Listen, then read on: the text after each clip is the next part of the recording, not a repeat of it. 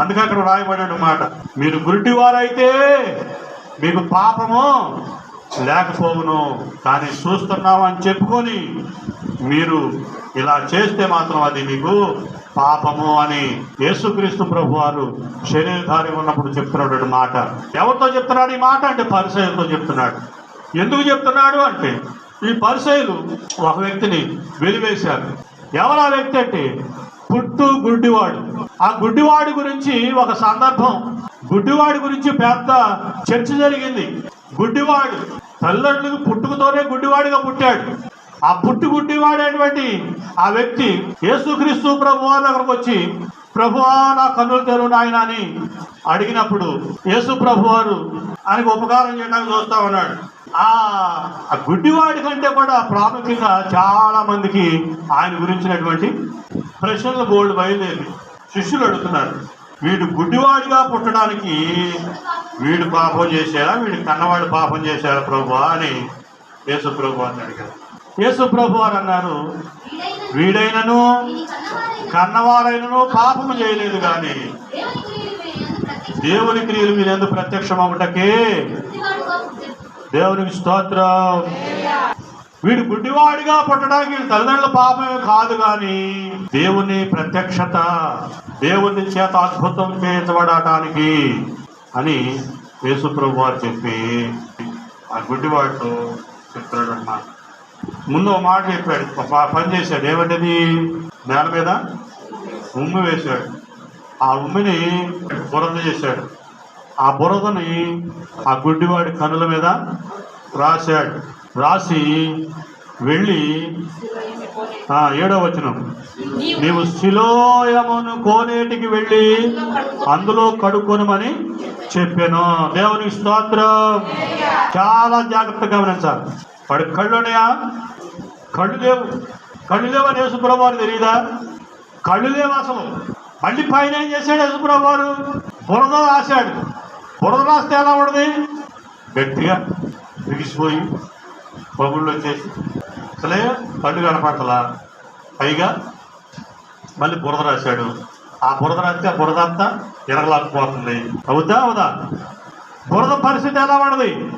బురద ఎంత బెగదీసిపోద్ది, మన చర్మాన్ని ఏ విధంగా నలిపేస్తుంది, అది కూడా గుర్తుపెట్టుకోవాలి. కనుక చాలా జాగ్రత్తగా గమనించాలి. ఆ బురద రాశాడు యేసుప్రభు వారు. బురద రాసి పైగా వెళ్ళి కోనేటి దగ్గరికి కడుక్కోమన్నాడు. కనపడతాయా? మరి ఎందుకు వెళ్ళమన్నాడు యేసుప్రభు వారు? ఎంత దూరం ఉందో తెలియదు. ఆ కోనేరు ఎంత దూరం ఉందో తెలియదు. కళ్ళు కనపడడం, పైగా బురద కూడా రాశాడు. మామూలుగా అయితే అది మెట్టుకు అనుకుంటున్నాను, ఎక్కడిపోతే వెళ్ళేవాడు. అలాగన్నా వెళ్ళేటువంటి అవకాశం కూడా కోల్పోయాడు. ఏం చేయాలి అర్థం కావట్లా. అలాంటి స్థితి. నువ్వు యేసుక్రీస్తు ప్రభు దగ్గరకు వచ్చిన తర్వాత ఆయన దగ్గర నువ్వు అనుకుంటున్నావు ఇది పూల బాట అనుకుంటావు. చాలామంది పూల బాట అనుకుంటున్నారు. పూల బాట అనుకుని చాలామంది వచ్చి ఈ పూల కంప దొరకపోయేసరికి ఏం చేస్తారు? టాటా బై బై అంటూ ఉంటారు. పూల బాట కాదు, ముళ్ళ మార్గం. చాలా జాగ్రత్తగా ఉంటుంది. ఇది ముళ్ళ మార్గం. అయినా ముళ్ళు కూడా నువ్వు ధైర్యం చేసి నడుస్తూ ఉంటే అవి మెత్తనైపోతాయి. దేవునికి స్తోత్రం. పైకి మాత్రం కనబడతా ఉండాలి ముళ్ళ మార్గం లాగా, కానీ నువ్వు డేర్ చేసి నడుస్తూ ఉంటే, నువ్వు ధైర్యం చేసి నడుస్తూ ఉంటే, నువ్వు లోకానికి భయపడకుండా, లోకస్తులకు భయపడకుండా, నీ పొరుగు వారికి భయపడకుండా, నీ బంధువులు భయపడకుండా, నీ రూమరి వారికి భయపడకుండా నువ్వు దేవుని వైపు చూసి నడుస్తూ ఉంటే ముళ్ళ మార్గం కూడా పూల మార్గం అయిపోతుంది. దేవునికి స్తోత్రం. అందుకని ప్రభు అని చెప్పాడు, ప్రయాసపడి భారం మోసుకుంటున్న సమస్త జనులారా నా యొద్దకు రండి, నేను మీ విశ్రాంతిని కలుగు చేస్తాను. నా యొద్దకు వచ్చి నేర్చుకోనండి, నా కాడి సులువుగాను నా భారము తేలికగాను ఉండును. దేవునికి స్తోత్రం. అందుకని ముళ్ళ మార్గం లాగా ఉంటుంది. ముళ్ళ మార్గమే, కానీ నువ్వు నడుస్తూ ఉంటే ఆ ముళ్ళు కూడా మెత్తని పాన్పులాగా అయిపోతుంది. దేవునికి స్తోత్రం. ఆయన చూసి బేబేలు ఎత్తిపోయావనుకో భయపడిపోయామనుకో ఏమాత్రం కూడా ఉపయోగం ఉండదు ఉండదు ఉండదు. కనుక ఇది పూల మార్గం అనుకుని వచ్చేస్తారు, కానీ ముళ్ళ మార్గం కనపడుతూ ఉంటుంది. మనుషులకు అర్థం కాదు. అర్థం కాని స్థితిలో అమ్మో అని భయపడి వెనక్కి వెళ్ళిపోయే స్థితి చాలా మందిలో ఉంటుంది. కానీ ఎవరైతే ధైర్యం చేసి వెళ్ళు, యేసుప్రభు వారు అన్నాడు, నువ్వు వెళ్ళి సిలోయమని కోనేటి వెళ్ళి కడుక్కో అన్నాడు. గుడ్డోడో తెలియదా? చూపు కనపడదని తెలియదా? పైగా వాడు చూపు కనపడదు అయినా మళ్ళీ బురద రాశాడు. ఏమిటి పరిస్థితి? కనుక ఈ రోజున మన జీవితంలో మనం చాలా జాగ్రత్తగా గమనించాలి. అలాగా ఆ వ్యక్తిని ప్రభు చెప్తున్నటువంటి మాట ఏందో, ఆ వ్యక్తి యేసుక్రీస్తు ప్రభు వారు బురద చేసిన ఆ బురద తన కంటికి రాసిన ఏమాత్రం కూడా ఫీల్ అవ్వకుండా, ఏమాత్రం కూడా ఇది చెందకుండా ప్రభు చెప్పిన మాట ఏంది విశేషమైన జాగ్రత్త కలిగి సిలోయమను కోనేటికి వెళ్ళాడు. దేవునికి స్తోత్రం, దేవునికి స్తోత్రం. అడుక్కుంటా వెళ్ళాడు. ఎవరైనా సహాయం తీసుకొని వెళ్ళాడు, అక్కడ రాయబడలేదు, కానీ వెళ్ళటం మాత్రం పక్కా. దేవునికి స్తోత్రం, దేవునికి స్తోత్రం. ఎవరు ఆ సిలోయము?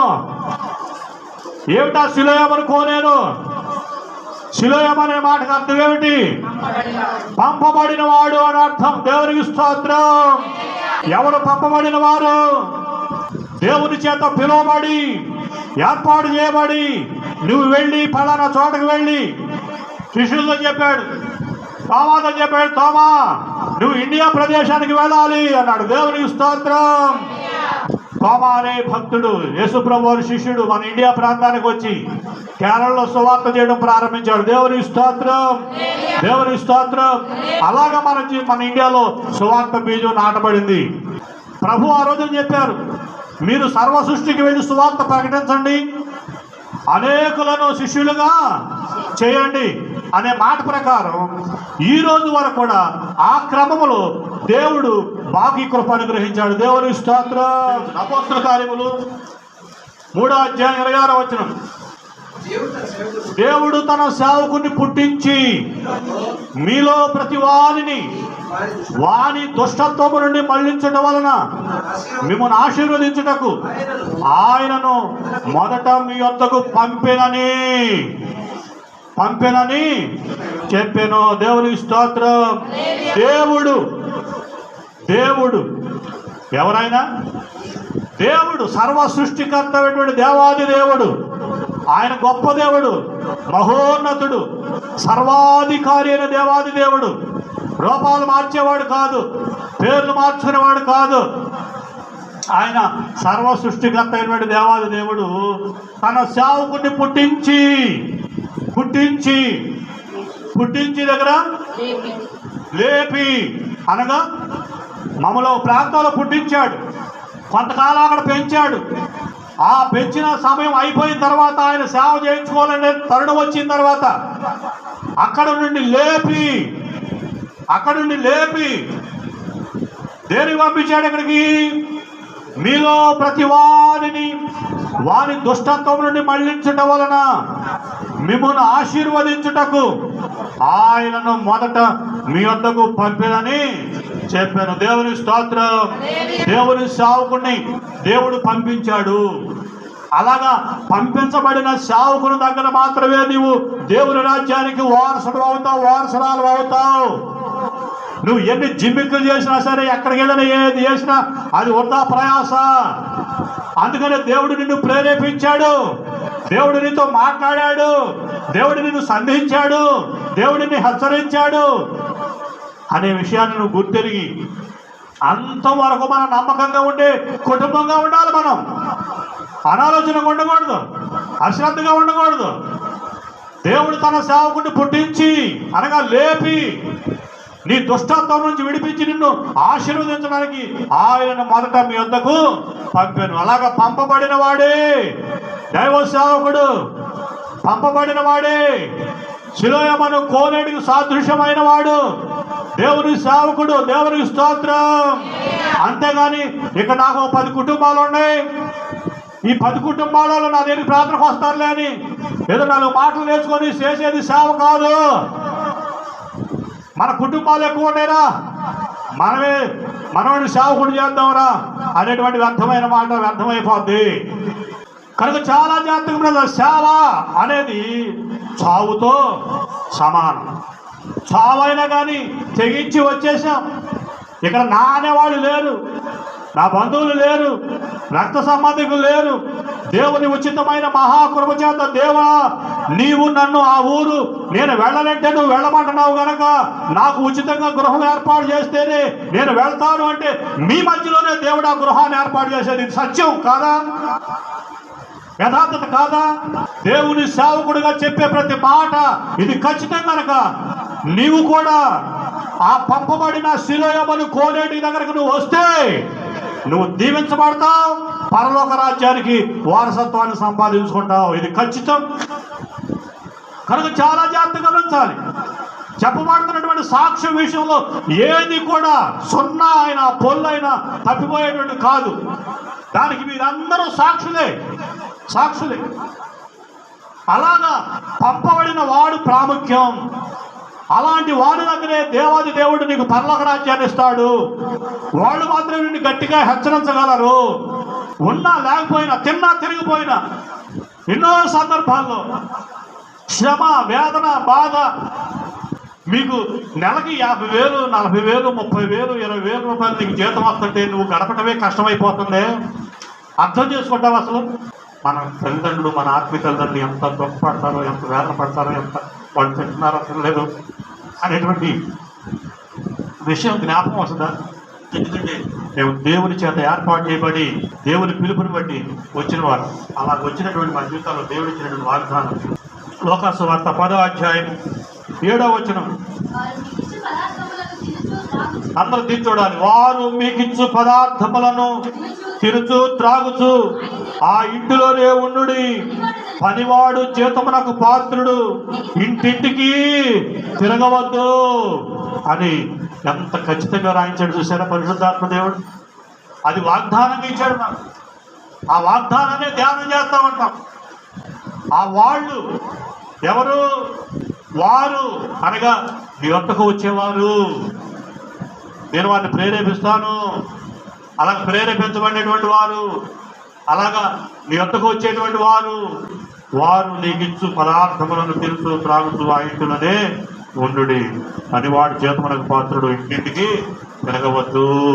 వారు మీకిచ్చు పదార్థములు. అందుకనే దేవుడు నిన్ను ప్రేరేపించి నీ కష్టంలో, నీ ఇబ్బందుల్లో, నీ శ్రమలో దేవుడు నిన్ను ప్రేరేపించి ఆ గుడ్డివాడిని కనుక ఆ కళ్ళకు బురద రాసి ఏ విధంగా వెళ్ళి శిలోయమను కోనేటి వెళ్ళి కడుక్కోమని చెప్పారో అలాగా నీకు చిన్నపాటి శ్రమ పెట్టి, కష్టాన్ని పెట్టి, బాధను పెట్టి దేవుడు నిన్ను ప్రేరేపించి అలా చోటకు వెళ్ళు, అక్కడ ప్రార్థన చేయించుకో అని దేవుడు నీకు ఇచ్చిన ప్రేరేపణ బట్టి దేవుని సందులో నువ్వు గడపడానికి దేవుడు నీకు అవకాశం ఇచ్చాడు. దేవుని స్తోత్రం.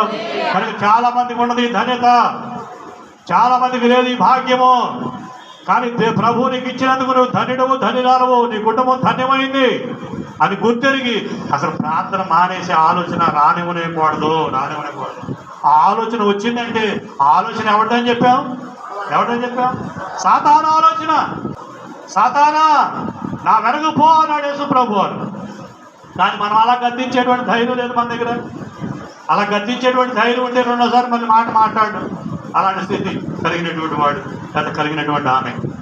కనుక మనం దేవుని విషయంలో దేవుడు నిన్ను ప్రేరేపించి, దేవుడు నీకు అవకాశం ఇచ్చి దేవుని సందులో గడిపే భాగ్యం ఇచ్చాడు. ఆ గుడ్డివానికి ఎలా ఇచ్చాడో అలాగ నీ కుటుంబానికి నీకు అనుగ్రహించాడు. అనుగ్రహింపబడిన తర్వాత నీకు ఏ రోజును కూడా మనం వెనక తిరిగి చూసేవాళ్ళంగా మనం ఉండకూడదు.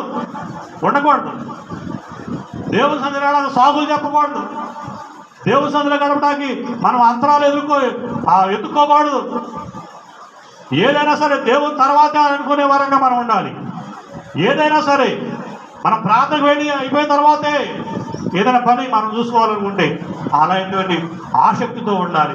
అలాగా గుడ్డివాడితో ప్రభువు చెప్పినటువంటి మాట, బురద రాసి మళ్ళా బురద రాసి వాడు అసలే గుడ్డివాడు అయినా కానీ బురద రాశాడు.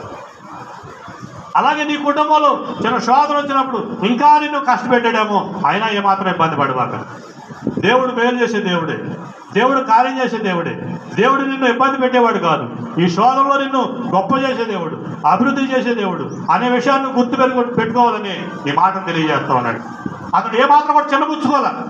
అసలే నాకు కళ్ళు కనపడవు, అయినా నువ్వు బురద రాసేవేంటి, ఏం కనపడుతుంది అనేటువంటి ఆలోచన రానియకుండా ప్రభు చెప్పినట్టుగా ఆయన వెళ్ళిపోయాడు. దేవుని స్తోత్రం, దేవుని స్తోత్రం. అలాగ ప్రభు నిన్ను ప్రేరేపించినట్టుగా నువ్వు ఈ శిలోయమని కోనేటికి వచ్చావు. శిలోయమనగా పంపబడిన వాడు అని అర్థం, అంతేగాని ఏదో నీళ్లు ఆ కోనేరు మునికి బుడబుడ మనం అంటావు కాదు. అది అక్కడ అర్థం, అక్కడ అర్థం కోనేటికి వెళ్ళి బుడబుడ మునిగి కడుక్కున్నాడని కాదు. పంపబడిన వారి వద్దకు వెళ్ళి, బురద పాపానికి సాదృశ్యం. అందుకని ప్రభు చెప్పాడు, అందుకు యేసు, మీరు గుడ్డివారైతే మీకు పాపం లేకపోవును. అసలు వాస్తవంగా నువ్వు గుడ్డివాడిగా పుడితే నీకు పాపం లేదు, కానీ కళ్ళు ఉన్నాయని చెప్పుకొని గుడ్డివాడిగా నువ్వు జీవిస్తున్నావే, అది పాపం అయిపోతుంది అని గుర్తెరగమన్నాడు దేవాదేవుడు.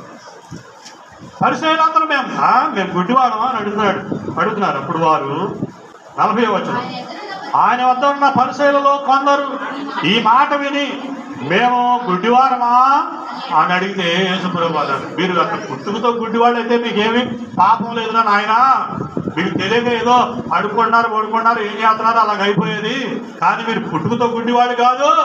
ఏ విధంగా గుడ్డివాడు అయిపోయారు మీరు, ఆ గుడ్డివాడు అయిపోయింది మీ జీవితంలో ఏం జరుగుతున్నాయి అనే విషయాలు ఇక్కడ గుర్తిరగాలి. మన జీవితంలో చాలా జాగ్రత్తగా ఉంటారు. గుడ్డివాడిని యేసు ప్రభు వారు కోనేటికి వెళ్ళి కడుక్కోమన్నాడు. వాడు వెళ్ళి కడుక్కున్నాడు. కడుక్కున్న తర్వాత వాడికి వచ్చినటువంటి పరిస్థితులు చూడండి. 8వ వచనం, కాబట్టి పొరుగువారును వాడు భిక్షకుడని చూచిన వారును కాడా అని వీడే అనుకొని కొందరు, వీడు కాదని కొందరు అని అసలు వాదన బయలుదేరింది.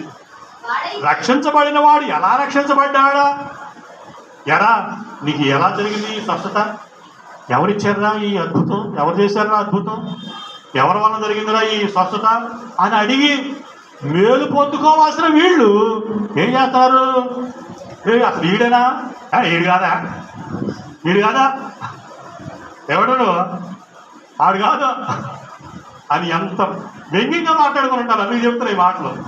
పాపం అతన్ని ఎంత వేధించారో, ఎంత బాధించారో ఆ గుడ్డివాడిని. చూపు వచ్చిన తర్వాత, చూపు రాకముందు అడుక్కుంటున్నప్పుడు ఎవరు పట్టించుకోవాలా, అలాగే నువ్వు శ్రమలో ఉన్నప్పుడు నిన్నెవరు పట్టించుకోలేదు, నువ్వు కష్టంలో ఉన్నప్పుడు నిన్నెవరు పట్టించుకోలేదు, నువ్వు ఇబ్బందికరమైన కొలువులో పెడుతున్నప్పుడు నిన్ను ఎవరు పట్టించుకోలేదు, పైగా నిన్ను హేళన చేస్తుంటారు, అవమానపరుస్తుంటారు, అలాంటి స్థితిలో ఉంటుంటావు. అయితే దేవుని సన్నిధికి వచ్చిన తర్వాత, మేలు పొందిన తర్వాత, దేవుని చేత కార్యం పొందుకున్న తర్వాత, రక్షణ కార్యం నువ్వు అనుభవిస్తున్న సందర్భంలో ఆ గుడ్డివాడిని వాళ్ళు ఎలాగా ఎగతాళి చేస్తున్నారో అలాగా నువ్వు కూడా ఎగతాళి అయి ఉంటావు. అయినా కానీ ఏమాత్రం కూడా బాధపడడం అవసరం లేదు. పొరుగువాడు, ఇరుగు పొరుగువాళ్ళు అబ్బో ఏం కూడా తెల్ల చీర కట్టుకుని వెళ్తుందా, ఈడు కూడా బయలుదేరాడు తెల్ల బట్టలు వేసుకోడు, పెద్ద భక్తి పరుడు అంటారు. అయినా కానీ నువ్వు ఎవరి కోసం వస్తున్నావు, దేవుని కోసం. దేవునికి స్తోత్రం. దేవునిని ఘనపరచడానికి వస్తున్నావు. దేవునికి స్తోత్రం. వాళ్ళ నోళ్ళు అలాగే మూయబడిపోతా ఉంటాయి, కానీ వాళ్ళని చూసి నువ్వు భయపడిపోయి మళ్ళీ 2వ వారం మామూలు అయిపోయేవనుకో దేవుడు దుఃఖపడతాడు. ఆ మురిగే కుక్కలు మరుగుతూనే ఉంటాయి. ఆ కుక్కలు చూసి నువ్వు భయపడాల్సిన పని లేదు. నువ్వు దేవుని ఘనపరిచేవాడుగాను ఉండాలి, దేవుణ్ణి మహింపరిచేవాడుగాను ఉండాలి. అలాంటి స్థితి ప్రభు నీకు ఇచ్చినప్పుడు, నీకు ఇచ్చిన ఆ స్థితిని బట్టి నువ్వు దేవుని ఘనపరుస్తూ, దేవుని స్తుతిస్తూ సంతోషంగా ఆనందంగా గడపాలి. కానీ వీళ్ళని చూసి మనం ఇదే స్థితిలో మనం ఉండడానికి వీలు లేదు. అలాగా ఆ గుడ్డి వ్యక్తి అలాంటి స్థితిలో మేలు పొందుకొని గుడ్డితనం పోగొట్టుకొని ఇక భిక్ష పడుకోవడం మానేసిన తర్వాత, రే ఈ నిన్నటిదాకా అడుగుతున్న భిక్ష ఎత్తుకునేవాడు కదా, అని కొంతమంది, ఆడు కాదురా ఇంకోటి రా అని కొంతమంది ఇలాగా అతని గురించి వాదనలు ఆడుకోవడం మొదలుపెట్టారు. వాదన కూడా మొదలుకొని వీళ్ళు మళ్ళీ తీసుకెళ్ళారు. మళ్ళీ ఎవరి దగ్గరికి? పరిశీలన దగ్గరికి తీసుకెళ్ళారు. ఇంకో బ్యాచ్ ఉంటారు, ఇంకో బ్యాచ్ ఉంటారు. ఇక్కడ అయిపోద్ది, ఇక్కడ వాదనలు, ఇక్కడ మాటలు, ఇక్కడ వాదనలు అయిపోతాయి. మళ్ళీ ఎక్కడ? హోటల్ దగ్గర మీటింగ్ ఉంటుంది. జరిగిన సత్యం ఇది. హోటల్ దగ్గర మీట్ అవుతాం. ఆ మీట్ అయ్యి అక్కడికి వెళ్ళిన తర్వాత అక్కడ మళ్ళీ అక్కడ చర్చ, ఆ తర్వాత ఇంకో చోట చర్చ. ఇలాంటి చర్చలు అవన్నీ కూడా వ్యర్థము. నిన్ను నాశనం చేయడానికి సాతాడు అలాగా నిన్ను వాడుకుంటాడనేటువంటి ఆలోచన నీకు రాకుండా చేస్తుంది సాతాడు కూడా. భయంకరమైన శ్రమలోకి వెళ్ళిపోతున్నావు, అది శిక్షకు కారణం అవుతుంది అనేటువంటి ఆలోచన రానివ్వట్లా. నేను దేవుని సేవకుల ద్వారా, పరిశుద్ధాత్మ ప్రేరణ ద్వారా హెచ్చరిక చేస్తున్నప్పుడు ఈ మాటలు విని మారు మనసు పొందితే సరి, లేకపోతే ఇంకా వస్తాడు, ఇంకా వస్తాడు, ఇంకా వస్తాడు దేవుడు హెచ్చరిక చేస్తా ఉంటాడు. హెచ్చరిక చేస్తున్నప్పుడు వాడు యోగ్యుడైతే వస్తాడు, అయోగ్యుడైతే వాడి జీవితం అయిపోద్ది. అంతే అంతే, పతనం అయిపోద్ది. దేవుని విషయంలో అనాలోచనగా అశ్రద్ధగా ఉండేవారు ఎవరు కూడా బాగుపడినట్టుగా దాఖలాలు లేవు లేవు. ఒక రాజే భయపడిపోయాడండి ఆ విషయం, దేవుని విషయంలో. మనం ఎంతటి వాళ్ళం అసలు? యెజ్రా గ్రంథం 6వ అధ్యాయము 8వ వచనం చదువుదాం. మరియు దేవుని మందిరమును కట్టించినట్లుగా యూదుల యొక్క పెద్దలకు మీరు చేయవలసిన సహాయమును గూర్చి మేము నిర్ణయించినదేమనగా, రాజు యొక్క సొమ్ములో నుండి, అనగా నది అవతల నుండి, పన్నులో నుండి వారు చేయు పని నిమిత్తము తడవు ఏమాత్రమును చేయక వారి వ్యయమునకు కావలసిన దానిని ఇయ్యవలెను. మరియు ఇక్కడ నుంచి జాగ్రత్తగా గమనించండి, అండర్లైన్ చేసుకోండి ఆ విషయాన్ని. ఆ 9వ వచనాన్ని అండర్లైన్ చేసుకోండి.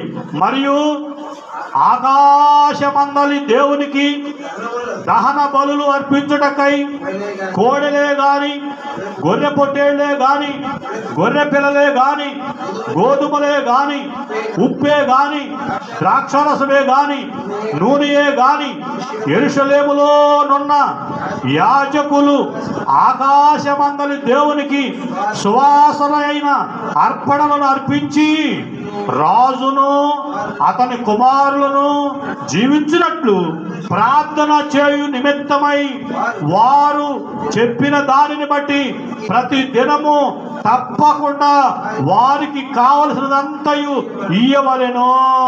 దేవునికి స్తోత్రం. గట్టిగా చప్పట్లు కొట్టి ప్రభు నామాన్ని కనపరచండి. గట్టిగా గట్టిగా గట్టిగా. దర్యావేష అనే విగ్రహారాధకుడైన రాజు దేవుని నామాన్ని భయభక్తులు కలిగి ఆ దేవుడు ఏం చేస్తాడంట?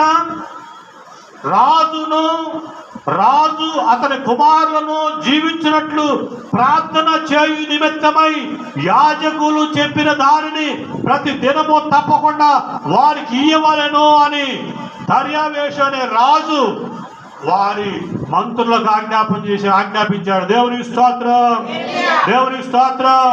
వారి మంత్రులకు, సామంతులకు ఆజ్ఞాపించాడు.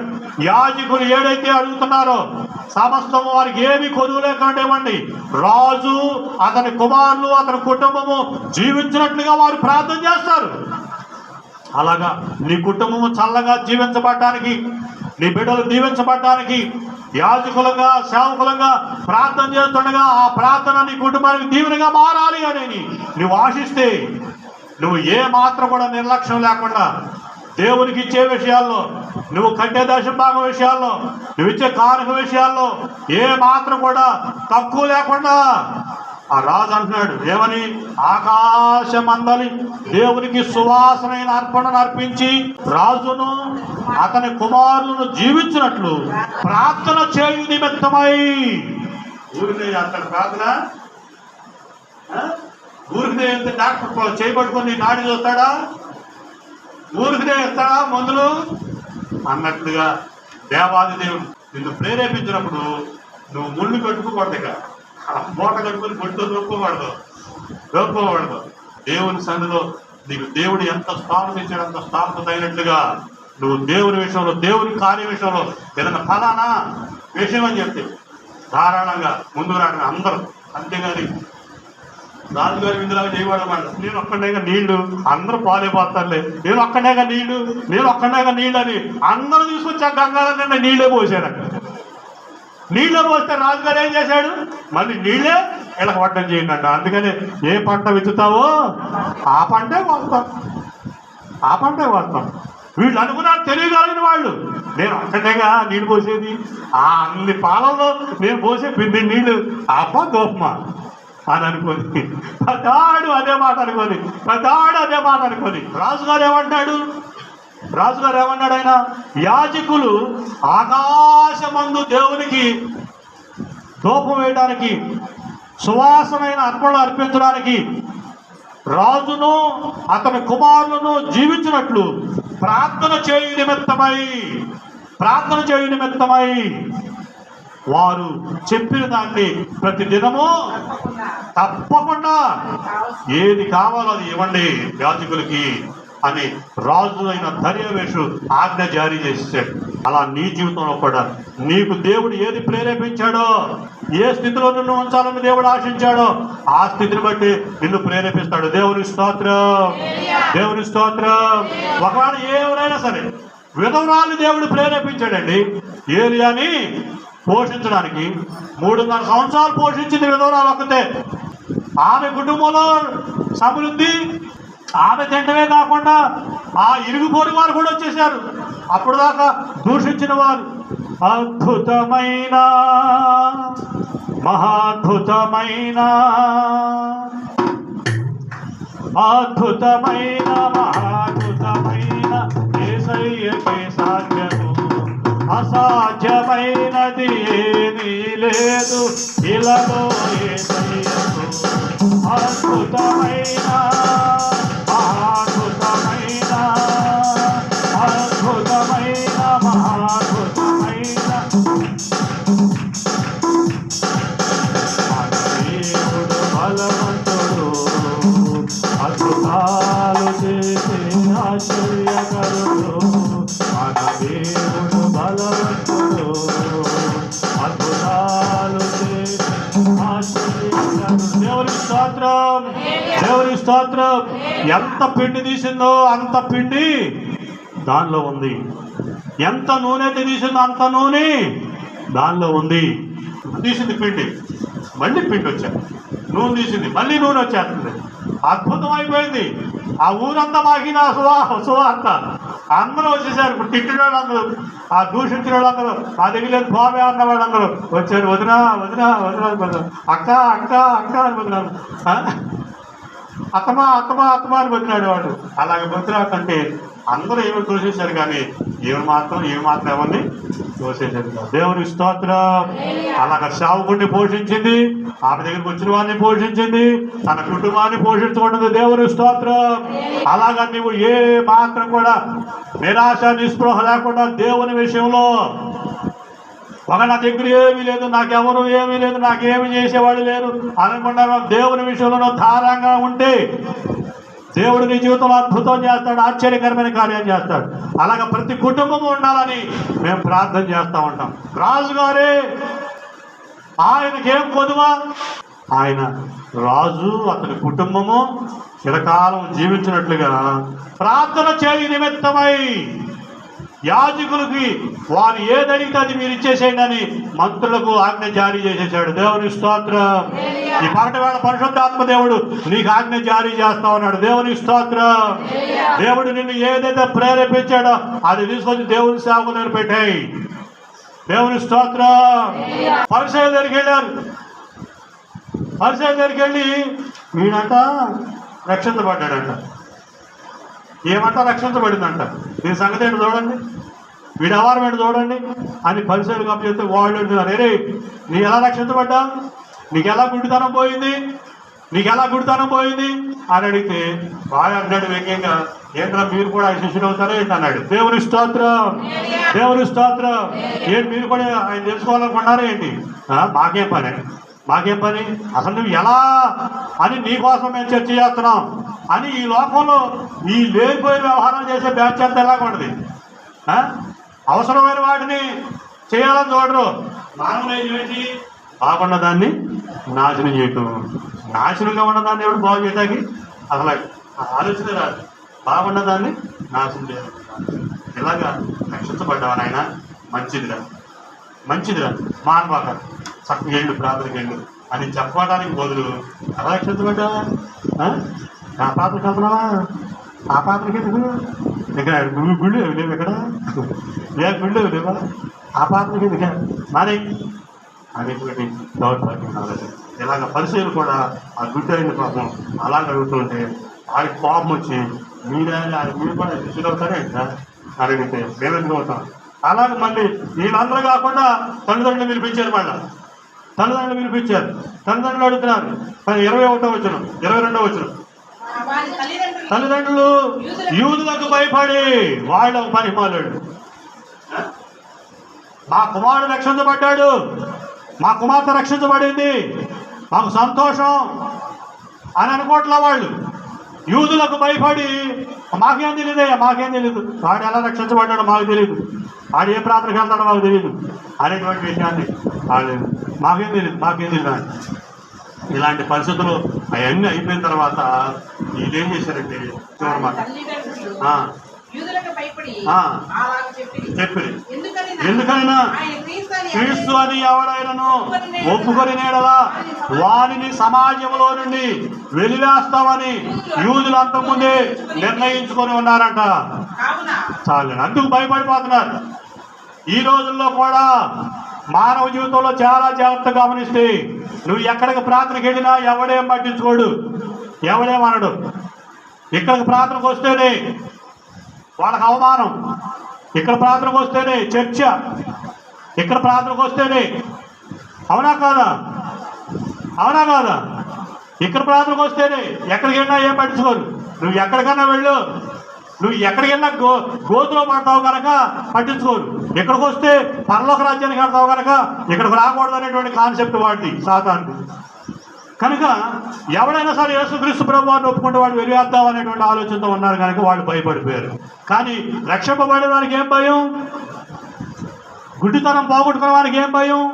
కనుక వాడు మాత్రం ధైర్యంగా మాట్లాడుతున్నాడు. దేవుని స్తోత్రం, దేవుని స్తోత్రం. అలా నీ జీవితంలో నువ్వు రక్షించబడ్డానికి దేవుడు కృపను గ్రహించాడు కనుక దేవుని విషయంలో నువ్వు ధైర్యంగా ఉండాలి. దేవుని విషయంలో ధైర్యంగా సమాధానం చెప్పే కుటుంబంగానే ఉండాలి. అనాలోచన ఉండకూడదు, అశ్రద్ధగా ఉండకూడదు. కనుక చాలా జాగ్రత్తగా ఉంచాలి. ఇప్పుడు ఏ విధంగా ఇప్పుడు నువ్వు అనుకుంటావు నాకేం గుడితాను అనుకుంటా ఉంటావు, కానీ ప్రభు మనల్ని ఏ విధంగా రక్షించాడో చూస్తే కొరింథీయులకు రాసిన 2వ పత్రిక 4వ అధ్యాయం 4వ వచనం, క్రీస్తు మహిమను కనబర్చు సువార్త ప్రకాశము వారికి ప్రకాశింపకుండా నిమిత్తము ఈ యుగ సంబంధమైన దేవత వారి అవిశ్వాసులైన వారి మనోనేత్రములకు గురుడితనము కలుగజేసింది. ఆ గురుడితనం కలిగజేస్తే కనుక గురుడితనంలోంచి నువ్వు విడిపించబడాలని దేవుడు నిన్ను ప్రేరేపించి సిలోయమను కోనేటికి వెళ్ళు అని నిన్ను ప్రేరేపించి ఈ కోనేటికి పంపించాడు. అనగా పంపవాడిని వారి వద్దకు పంపించాడు నిన్ను. అలా పంపబడి వద్దకు వచ్చిన నీవు నీ జీవితంలో మళ్ళా సాతాను కబంధాస్తాల జోలికి వెళ్ళకూడదు, సాతాను కబంధాస్తాల్లోకి వెళ్ళకూడదు. అలా వెళ్ళిన వాళ్ళ మాటలు వినకూడదు. అలా వింటే నీ జీవితం పతనం అయిపోద్ది. నీవే ఇలా జీవిస్తూ ఉంటాం కానీ పరలోక రాజ్యాన్ని దూరం చేసుకుంటాం అనే విషయాన్ని గుర్తెరగాలి. అందుకని అక్కడ చెప్తున్నాడు నా యేసుప్రభు వారి ముందు మాట్లాడమాట, మీరు గుడ్డివారైతే పాపం లేదు కానీ కళ్ళున్నాయని చెప్పుకుంటూ గుడ్డివారు అయిపోయారే. ఏ విధంగా గుడ్డివాళ్ళు అయిపోయారు? ఈ యుగ సంబంధమైన దేవత అవిశ్వాసులైన వారి మనోనేత్రాలకి గుడ్డితనం కలుగజేస్తూ ఉంది. దేవుని వాక్యాన్ని విననివ్వట్లేదు, విన్న వాక్యాన్ని పరిశీలించనివ్వట్లేదు, వాక్య ప్రకారంగా జీవించనివ్వటం లేదు. ఎందుకంటే సువార్త ప్రకాశం వారికి ప్రకాశింపకుండా నిమిత్తము ఏదో ఒకటి గుడ్డితనంలో పోతుంది. దేవుని దగ్గర నువ్వు వచ్చిన దగ్గర నుంచి ఇన్ని సంవత్సరాల నుంచి వింటున్నటువంటి బాధ విషయంలో దేవుని వాక్య విషయంలో ఎందుకు అశ్రద్ధ వహిస్తున్నావు అంటే సాతాను ఏం చేశాడు? గుడితనంగా చేశాడు. కళ్ళుండి అనుకుంటున్నావు కానీ గుడ్డివాడి అయిపోయావు అనే విషయాన్ని గుర్తెరలేకపోతుంది ఈరోజు సమాజం. యేసుక్రీస్తు ప్రభు వారు ఆయన ఆలగొట్టబడి, తృణీకరించబడి, నిందించబడి, వేధించబడి, అవమానపరచబడి, ఆయన శిలువ మరణం పొంది రక్తమంతా కాల్చి నిన్ను పరలోక రాజ్యానికి వారసురాలు చేయాలని దేవుడు ఆశిస్తుంటే అంతకుమించి ఏం కావాలి నీకు? నీ ఆత్మీయ తల్లిదండ్రుల ద్వారా నీకు బోధిస్తున్నటువంటి సువార్త నువ్వు చక్కగా సక్రమంగా వింటే చక్కగా ఉంటావు, సమృద్ధిగా ఉంటావు, పరలోక రాజ్యానికి వారసత్వాన్ని సంపాదించుకుంటావు. ఇచ్చాలి. ఈ యుగ సంబంధమైన దేవత ఏం చేసిందంటే మనోనేత్రాలకి గురుడితనం కలిగజేసింది. ఆ గురుడితనం నుంచి విడిపించబడలేకపోతున్నాడు మానవుడు. విడిపించబడాలని దేవుని సువార్త హెచ్చరిక చేస్తా ఉంది. అలా విడిపించబడితే నువ్వు ధనిరాలు. అలా విడిపించబడిన వాడే ఈ గురుడివాడు. ఎలా శిలోయమును కోనేటికి వెళ్ళాడు. యేసుప్రభు వారు చెప్పారు, ఆయన మాట సెలవిస్తే చాలా స్వస్థ వచ్చేసేది. కానీ శిలోయమును కోనేటికి వెళ్ళి పడుకో అని అంటాడు. శిలోయమను మాటకు పంపబడిన వాడు అని అర్థం. ఆ పంపబడిన వారి వద్దకు వెళ్తే వాడిని పాపాలు ఒప్పింపజేస్తాడు. ఆ సేవకుడు నీ పాపాలు ఒప్పింపజేస్తాడు. నీ దరిద్రం బాగుపడతాడు. నీకు దిద్దుబాటు చేపిస్తాడు. అంతేగాని ఒక గుండలో నీళ్లు పోసి ఆ నీళ్లలో మునిగని చూపించేవాడు కాదు పంపబడిన వాడు. అసలు వాస్తవం ఏంటి? పంపబడిన వాడు. శిలోయం అనే మాటకి పంపబడిన వాడు. కోరేది కాదు. వాడు అక్కడికి వెళ్ళి కడుక్కోవాలా. పంపబడిన వాడి దగ్గరకు వచ్చాడు అనగా దేవుని సువార్త సేవకు దగ్గరకు వచ్చాడు. సేవకు దగ్గరకు వచ్చి పాపాన్ని ఒప్పుకున్నాడు. పాపం ఒప్పింపజేశాడు, దిద్దుబాటు చేయించాడు. అందువలన వాడి గుడితనం పోయింది. ఏ గుడితనం? అంతకుముందు దేవుని సువార్త అంటే లెక్కలేనితనం, దేవుని మాట అంటే లెక్కలేనితనం, దేవుడు అంటే లెక్కలేనితనం. దేవుడు ఎప్పుడైతే ప్రేరేపించాడో అలా ప్రేరేపించిన దాన్ని బట్టి నువ్వు దేవుని సందుకు వచ్చావు. ఇది దీని అర్థం. అలా వచ్చిన నీ జీవితంలో దేవుని సేవకుల ద్వారా ఆత్మీయ జీవితంలో ముందుకు నడిపిస్తా ఉన్నాడు. దేవుని స్తోత్రం. అది వాస్తవం. ఇది అర్థం కావట్లే మానవ జీవితానికి. యేసు ప్రభు వారు ఆ రోజు శిలోయమును కోనేటికి వెళ్ళమన్నాడు కనుక మనం కూడా కోనేరు కట్టాలి, కట్టి ఆటలు దారిలో ముంచాలి అనేటువంటి బేదస్త కోనేరు అవ్వడం, శిలోయమును కోనేరు అవ్వడం పేరు పెట్టి ఇలాగ కోనేరు కట్టారు. కానీ వాస్తవం ఏంటి? యేసు ప్రభు వారు చెప్పిన ఆ వాక్య విషయంలో అర్థాన్ని విడమర్చలేకపోతున్నారు. వాక్యార్థంగా జీవిస్తే ఈయనకేమొస్తుంది? వాక్యార్థంగా జీవిస్తే డబ్బు రాదు. వాక్యార్థంగా జీవిస్తే డబ్బు రాదు, పేరు రాదు, ప్రఖ్యాతులు రాదు, కాదు రాదు. వాక్యాన్ని వక్రీకరిస్తేనే, జిమ్మిక్కులు చేస్తేనే, మెస్మరిజం చేస్తేనే, మాయ మాటలు చెప్తేనే వాళ్ళు ఉంది. కానీ నీతికి యథార్థతకి కూడు లేదు, నీతికి కూడు లేదు. కనుక మన జీవితంలో మనం చాలా జాగ్రత్తగా ఉంచాలి. దేవుని ఏడల భయభక్తులు కలిగి జీవించేటువంటి స్థితి మనం కలిగి జీవించాలని దేవుడు కోరుకున్నాడు. ఆ వ్యక్తిని దేవుడు స్వస్థపరచడానికి నువ్వు శిలోయమును కోనేటికి వెళ్ళి కడుక్కోమని చెప్పాడు. ఆ వ్యక్తి ఏమి సాకులు చెప్పకుండా, బాబా నేను గుడ్డోడిని, పైగా మళ్ళీ బురద రాశావు, ఎట్టెలను అని అనలా. దేవుని మాట ప్రకారం వచ్చేసాడు. అలాగ దేవుడు నిన్ను ఒకప్పుడు లోకంలో శ్రమలో, నిందలో, అవమానాల్లో ఎక్కడికి వెళ్ళాలి, ఏమిటి పరిస్థితుల్లో అలా ఒక్కొక్కరిని దేవుడు ప్రేరేపించి అలాగా ప్రతి ఒక్కరి విషయంలో ఇక్కడికి వచ్చిన వాళ్ళు ప్రతి ఒక్కరి విషయంలో ఒక సాక్ష్యం. అంతే. తొలిదల దేవుడు ఇచ్చినటువంటి సాక్ష్యం ప్రతి ఒక్కరికి ఉంది. అలాంటి స్థితి దేవుడు నీకు ఇచ్చి నిన్ను ప్రేరేపించి దేవుని సన్నిధికి వెళ్ళమని చెప్పాడు. దేవుని సన్నిధికి వెళ్ళమని చెప్తే నువ్వు వచ్చావు. వచ్చిన తర్వాత దేవుని సేవకులుగా, ఆత్మీయ తల్లిదండ్రులుగా మీకు కావలసిన బోధన అందిస్తూ, నీ ఆత్మీయ జీవితంలో అభివృద్ధిని కలిగిస్తూ, నువ్వు ఈ లోకంలో ఉండగా అభివృద్ధి చెందాలి, పరలోక రాజ్యాన్ని కూడా స్వతంత్రించుకోవాలని మేము తపన పడుతుండగా సాతానుడు ఏం చేస్తాడండి, నిన్ను ఏ విధంగా తప్పించాలని ఇరుగు పొరుగు వాళ్ళతో పట్టుకుంటాడు, స్నేహితులతో పట్టించుకుంటాడు, పైవారితో పట్టించుకుంటాడు. అలాగా ఇరుగు పొరుగు వారు ఆయన నిరూపించారా, ఏంట్రా ఈడేనా, ఈడు కాదురా ఇంకొకటిరా అని వాళ్ళు వ్యంగ్యంగా మాట్లాడటం, వాళ్ళు తీసుకెళ్ళి పరిచయం అప్పచేయటం, వాళ్ళు పెద్ద మీటింగ్ పెట్టడం, మళ్ళీ వాళ్ళ తల్లిదండ్రులు పిలిపించడం. ఇలాగా ఒక వ్యక్తి రక్షించబడితే ఎన్ని భయంకరమైన పరిస్థితులు. అలాగా నువ్వు రక్షించబడి నువ్వు దేవుని సన్నిధికి వస్తే ఎన్ని అవమానాలు, ఎన్ని నిందలో, ఎన్ని దోషంలో. మాకెన్ని అవమానాలు, ఎన్ని దోషాలు, ఎన్ని నిందలు. ఇలాంటి పరిస్థితుల్లో జీవిస్తూ ఉండగా ఇక చివరికి వెలివేశారంట. వెలివేసిన విషయం యేసుప్రభు వారు తెలిసి యేసుప్రభు వారే ఆయన వద్దకు వచ్చాడు. దేవునికి స్తోత్రం, దేవునికి స్తోత్రం. 35వ వచనం, పరిసయ్యులు వారిని వెలివేసినని యేసు విని వారిని కనుగొని దేవుని కుమారు యందు విశ్వాసం ఉంచుతున్నావా? దేవునికి స్తోత్రం. వెలివేస్తే వెలివేశారమ్మా, వెలివేస్తే వెలివేశారయ్యా. నువ్వు దేవుని యందు విశ్వాసం ఉంచు. ఈ లోకమే ఒక రోజున వెలివేయబడే స్థితి వస్తుంది. ఈ లోకాన్ని ఒక రోజున దేవుడు వెలివేసేస్తాడు. నీకు మాత్రం పరలోక రాజ్యాన్ని ఇస్తాడు. దేవునికి స్తోత్రం. నీకు మాత్రం పరలోక రాజ్యంలో సాక్ష్యం ఇస్తాడు. దేవునికి స్తోత్రం. అందువల్ల ఇక్కడ ఉన్న మనుషులకు నువ్వు భయపడద్దు. దేవునికి భయపడు. నీ ఆత్మీయతలను నువ్వు వెలివివు చాలు. నీ జీవితంలో నువ్వు చేయవలసిన కార్యక్రమాలు చేస్తూ ఉండు. సంఘంలో నమ్మకంగా ఉండు. సంఘ కార్యక్రమాల్లో నమ్మకంగా పాల్పొంపులు పొందు. నువ్వు దేవుడు నీకు ఏ స్థితిని ఇచ్చాడో ఆ స్థితిలో నువ్వు సమృద్ధిగా దేవుని విషయాల్లో సమృద్ధిగా నడు. అంతే. నువ్వు ఏమి వేరే ఏం చేయనవసరం. వాళ్ళ వైపు వేడవైపు చూడనవసరం. ఎన్ని దోషం, ఎన్ని నిందలు, ఎన్ని అవమానాలు వచ్చినా సరే అలాంటి స్థితిలో నువ్వు దేవుని సన్నిధిలో నడుస్తుండగా ఇరుగు పొరుగు వారు, నీ స్నేహితులైనటువంటి వారు, పెద్దలైనటువంటి వారు, తల్లిదండ్రులైనటువంటి వారు ఎవరి ద్వారా నువ్వు ప్రార్థన మాని, నువ్వు దేవుని సన్నిధికి వెళ్ళవాక, నువ్వు రక్షణ పొందవాక, నువ్వు బాప్తిసం పొందవాక అని ఏ విధమైనటువంటి ఆలోచనలు ప్రేరేపణ వస్తున్నాయో వాటన్నిటినీ నీ ఎడం కాలు కింద తొక్కి పడేసేదానిగా ఉండాలి. దేవుని స్తోత్రం, దేవుని స్తోత్రం. అలా ఉండాలి. అంత ధైర్యం నీకు ఉండాలి. అంటే ఆ గురిటివాడు రక్షించబడినటువంటి ఆ వ్యక్తి ఏ విధంగా యేసుక్రీస్తు ప్రభువానికి వచ్చేసాడో అలాగా నువ్వు కూడా వచ్చేదానంగా వచ్చేవాడు కూడా. వచ్చిన తర్వాత వాడు వెలివేశారు. వెలివేస్తే అప్పుడు యేసు ప్రభు దగ్గరకు వచ్చేసాడు. దేవుని స్తోత్రం. వెలివేయబడిన తర్వాత యేసు ప్రభు దగ్గరకు వచ్చి వెలివేశారా నాయన? వెలివేశారా? ఏం భయపడదు. నువ్వు దేవుడిని విశ్వాసం వస్తున్నావా? అయ్యా ఉంచుతున్నానయ్యా, చాలు. నీ జీవితంలో చాలు. నేను జాగ్రత్తగా నిలబెట్టుకో, నీకు క్షేమం కలుగుతున్నాడు. దేవుని స్తోత్రం అని ఆ పరిశోధనలో చెప్పినాడు. మీరు గుడ్డివారైతే మీకు పాపం లేదు, కానీ గుడ్డివారు లాగా నటిస్తున్నారే, కళ్ళు ఉన్నాయని మీరు నటిస్తున్నారే, అది మీకు ఎక్కువ పాపం కలుగుతుంది, జాగ్రత్త అని వారిని హెచ్చరిక చేస్తా ఉన్నాడు. కనుక ఈ హెచ్చరిక లోకానికి సంబంధించింది.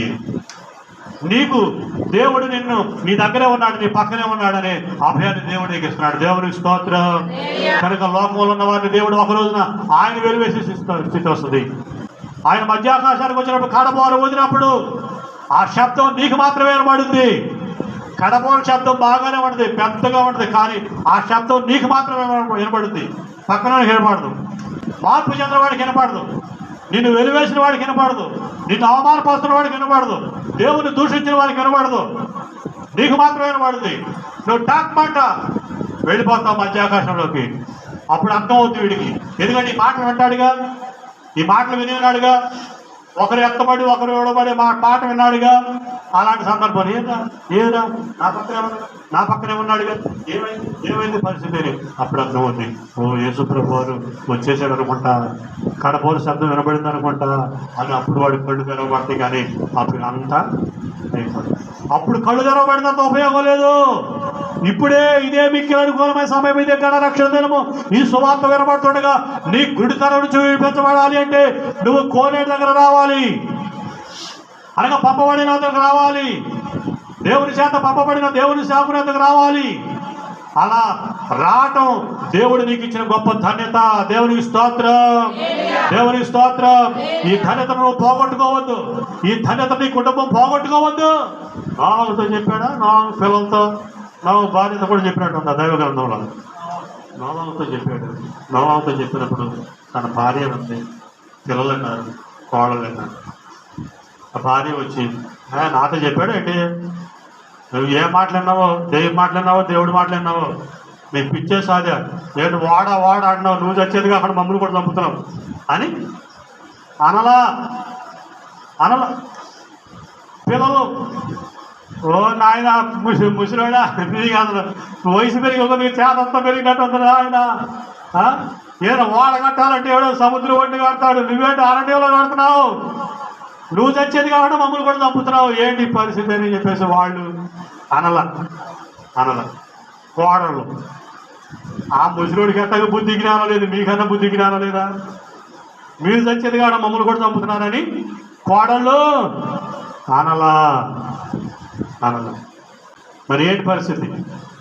సంఘములో ప్రతి ఒక్కరూ నివసించి పరలోక రాజ్యానికి వారసత్వాన్ని సంపాదించుకోవాలి. వాడలో వాళ్ళు 8 మంది నివసించారు కనుక మరలా భూమి మీదకి రాగలిగారు.